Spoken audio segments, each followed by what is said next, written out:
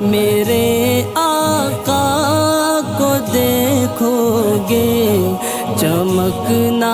بھول جاؤ گے۔ محترم ناظرین، السلام علیکم ورحمۃ اللہ وبرکاتہ۔ الحمد للہ رب العالمین والعاقبۃ للمتقین والصلاة والسلام علی سید المرسلین وعلی آلہ وصحبہ اجمعین، اما بعد۔ واہ کیا جود و کرم ہے شہ بطحا تیرا، نہیں سنتا ہی نہیں مانگنے والا تیرا۔ محترم ناظرین، آج ہم پیارے آقا صلی اللہ علیہ وسلم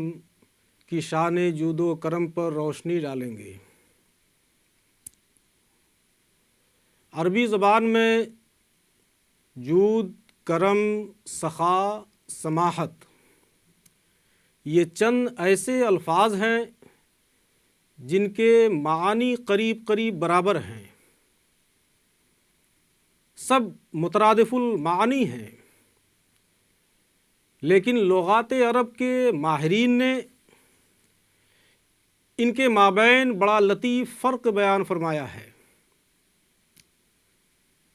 جس کے جاننے سے، سمجھنے سے یہ پتہ چلتا ہے، معلوم ہوتا ہے کہ یہ سارے الفاظ آپس میں مترادف ہونے کے باوجود ان الفاظ میں ایک انفرادیت اور ایک انوکھا پن، ایک عجیب قسم کی یگانیت موجود ہے۔ علامہ قاضی ایاز رحمۃ اللہ علیہ نے اپنی تصنیف لطیف شفا شریف میں اس فرق کو بڑے اچھوتے انداز میں بیان فرمایا ہے، جو ان کلمات میں مذکور ہیں۔ آپ ملاحظہ کریں، حضرت قاضی ایاز مالکی رحمۃ اللہ علیہ کرم کا معنی بیان فرماتے ہوئے تحریر فرماتے ہیں شفا شریف میں، الکرم الانفاق بطیب النفس فیما یعظم خطرہ ونفعہ، یعنی ایسی چیز کو خرچ کرنا جو بڑی قدر و منزلت کی مالک ہو، جس کی بڑی اہمیت ہو اور نفع بخش ہو، اور اس چیز کو خرچ کرنے میں بوجھ محسوس نہ کرنا، بڑی خوش دلی سے خرچ کرنا، اسے کرم کے لفظ سے تعبیر کیا جاتا ہے۔ سخا کا معنی بیان فرماتے ہیں، السخا سہولت الانفاق والتجنب اکتساب ما لا یحمد، کسی قبیح چیز، بری چیز کے کرنے سے پرہیز کرنا اور مال کو بڑی آسانی سے خرچ کرنا سخا کہلاتا ہے۔ جود کا بھی تقریباً یہی معنی ہے، اسی لیے جواد اس شخص کو کہتے ہیں جو مستحق کو عطا کرتا ہے اور جو سوال نہیں کرتا، مانگتا نہیں ہے، بن مانگے دے دیا کرتا ہے، اور جب وہ دیتا ہے تو اس کی عطا کی، اس کے دینے کی کوئی حد نہیں ہوتی، بے حساب دیتا ہے، فقر و افلاس کا اس کو کوئی اندیشہ نہیں ہوتا۔ یہ معنی سخا کا ہے۔ اور سماحت کے بارے میں علامہ قاضی ایاز فرماتے ہیں، السماحت التجافی اما یستحقہ المرء عند غیرہ بطیب النفس، کسی آدمی کی کوئی چیز کسی دوسرے کے قبضہ میں ہو، آپ نے کوئی چیز کسی کو دے دیا، وہ اس کے قبضہ میں ہے، تو اس چیز کو اس سے واپس نہ لینا، اور اس کو نظر انداز کر دینا سماحت کہلاتا ہے۔ محترم ناظرین، یہ تو جود، کرم، سخا و سماحت کے معنی بیان ہوئے جس سے کہ ان کے مابین فرق واضح ہوتا ہے۔ صفت جود و کرم، سخاوت و فیاضی میں کوئی شخص بھی ہمارے آقا و مولا جناب محمد رسول اللہ صلی اللہ علیہ وسلم کا ہمسر و ثانی نہیں۔ آپ کے جود و کرم کی کوئی مثال نہیں۔ جس کسی کو کبھی بھی بارگاہ رسالت میں حاضری کی سعادت میسر آئی ہے اور زبان مبارک سے رشد و ہدایت کے ارشادات سننے کا شرف حاصل ہوا ہے، وہ اس حقیقت کا اعتراف کرنے پر مجبور ہو جاتا ہے اور یہی کہتا ہے کہ میرے نبی جیسا کوئی سخی نہیں، میرے نبی جیسا کوئی داتا نہیں، میرے نبی جیسا کوئی کریم نہیں، میرے نبی جیسا کوئی جواد نہیں۔ ناظرین، بے شمار احادیث مبارکہ کے اندر بیان فرمایا گیا ہے نبی اکرم صلی اللہ علیہ وسلم کی شان جود و کرم و سخا کو متعدد صحابہ کرام نے بے شمار احادیث کے اندر بیان فرمایا۔ جیسا کہ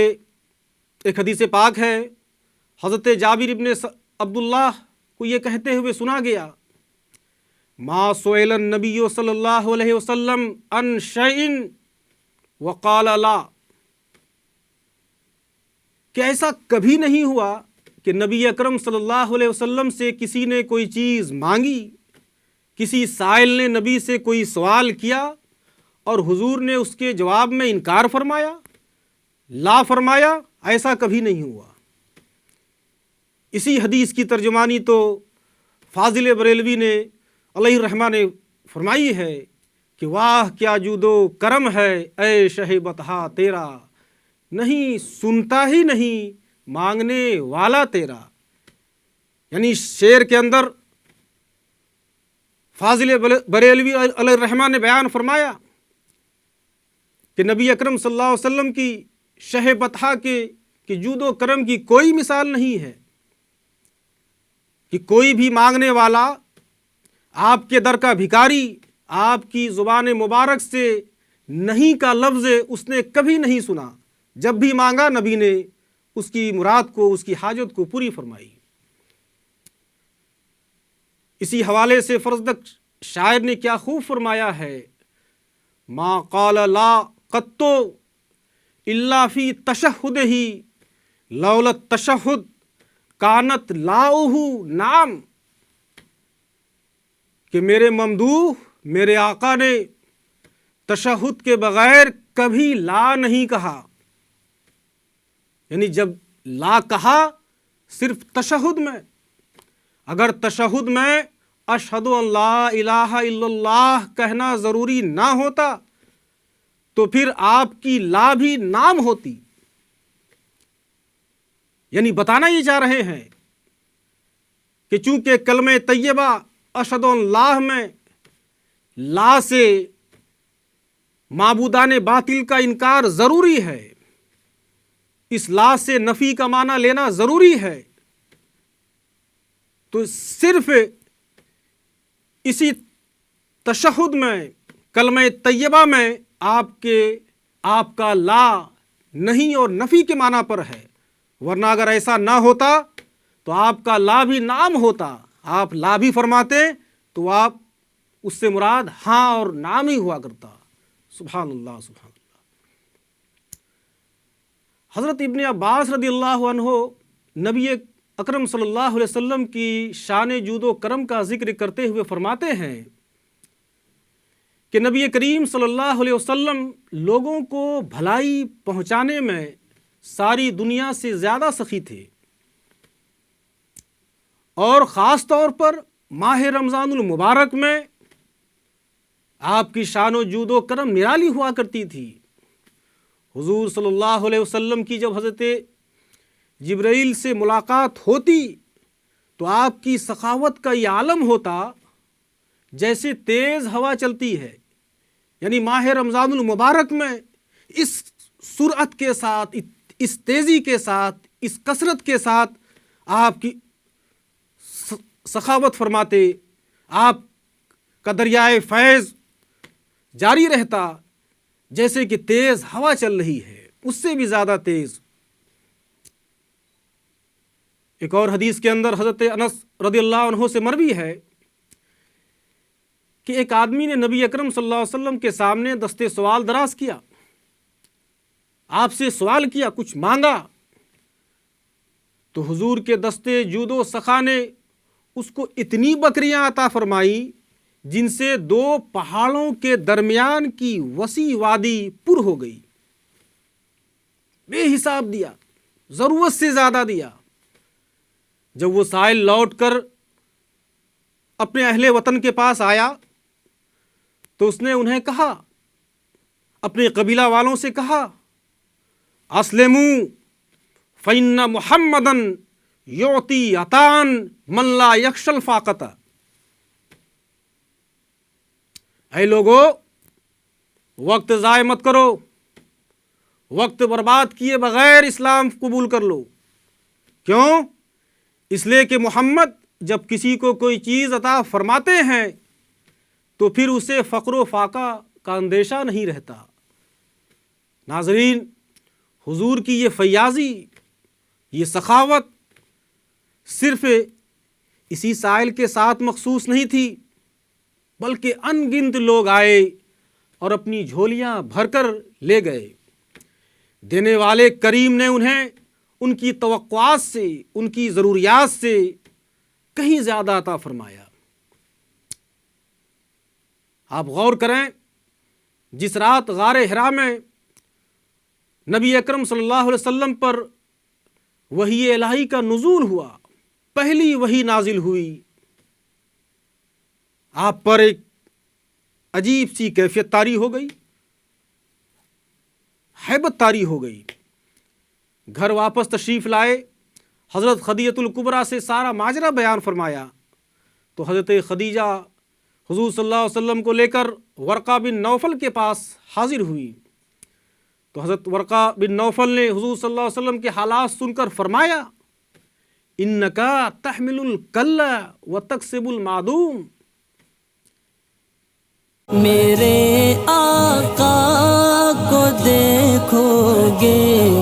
چمکنا بھول جا